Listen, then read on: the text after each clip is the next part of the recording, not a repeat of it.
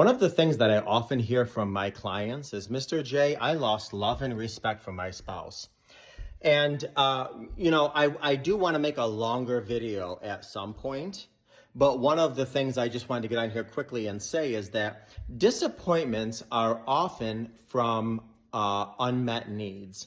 So we had an expectation and our spouse didn't meet that need, whatever it was, whether they didn't bring milk home from the store or whatever, or we found out that they kind of betrayed us.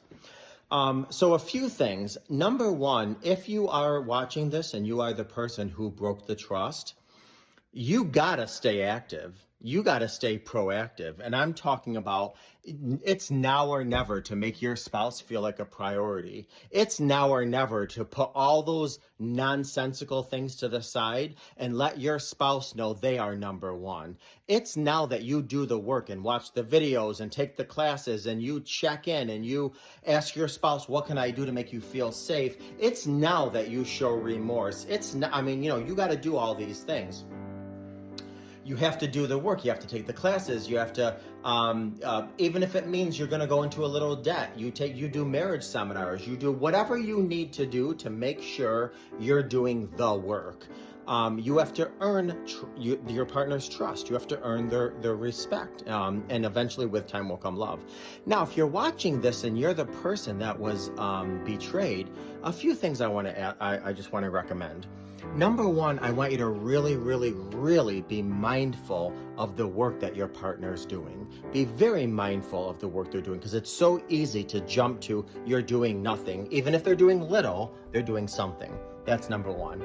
Number two, I'm going to say something and you're not going to like it, but I hear so many times people say, I don't feel like I love him anymore. I don't feel like I respect him anymore. And I'm going to be honest with you, we don't get married based on feelings. We don't get into relationships based on feelings. We get into relationships based on commitment. So, you might be talking to another professional who will say, suck it up, buttercup, and respect your partner, because you're respecting them to keep your own promises and your own vows, not necessarily to honor them. You don't honor them by respecting them necessarily. You honor yourself by keeping your promises. You're going to respect them. Be mindful of their of what they're doing. Pray. If you're a person of prayer, pray and say, Lord, give me the feelings back from my spouse.